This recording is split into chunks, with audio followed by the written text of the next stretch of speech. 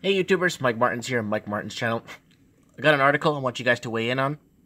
Douglas Todd, Vancouver's ethnic Chinese irked by inequality, tax avoidance. So I want to know what you guys think. Comment below on this article.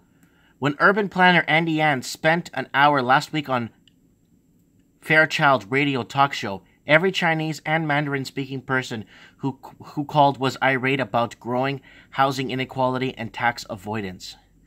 It really surprised me. The biggest lesson out of it was that Chinese-speaking people are concerned as everyone about fairness and transparency and accountability, Yan said. The housing researcher said Chinese Canadians appear as worked up as others about the growing gap between the house rich and the rent poor in the metropolis of 2.4 million people, in which 1 of 5 people have Chinese origins. Yan, director of Simon Fraser University program, found in a study of the 2016 census that Metro Vancouver led 10 most populous cities in Canada, having the highest percentage of 16.5% of residents living in low-income households. Yan's study, in addition to confirming that there are genuinely low-income city neighborhoods, also added evidence to rising worries about lower mainland housing that appears to be under-report income. It's a total mind spin, Yan, in Richmond.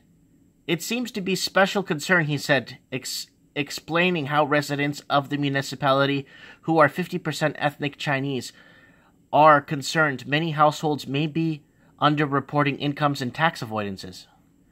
In a large swath of northwest Richmond, centered around Westminster Highway and Gippsland Road, which replaced the new high-end condos, 33 to 50%. 33 to 50% residents reporting living in low-income households. The Canadian average is 14%. Yan said his study revealed parts of West Vancouver and the west side of Vancouver are also sharp anomalies, with the 25 to 33% of individuals in households declaring poverty-like incomes despite the catastrophic housing prices in the areas. So there's a lot of people reporting very low poverty incomes, and that's and they're multimillionaires and billionaires and stuff. This is a really long article again, guys. Let's wrap it up here from this section here. Although Yan said underreporting of income is hard to measure, the fact that metro neighborhoods with expensive housing are reporting low incomes may relate to the Pearl's wealth-based immigration. Immigration lawyers and scholars concur. They emphasize it is too easy for many transnationals to buy stylish condos or mansions in Metro Vancouver and Toronto, often in the names of their spouses or children, while reporting a tiny or non-existing global incomes to Canada Revenue Agency. Yan was heartened by the Chinese-speaking callers' reactions to this report or income of housing disparity. Many Chinese people are aware of how income inequality has shown up in China through 3,000 years of history.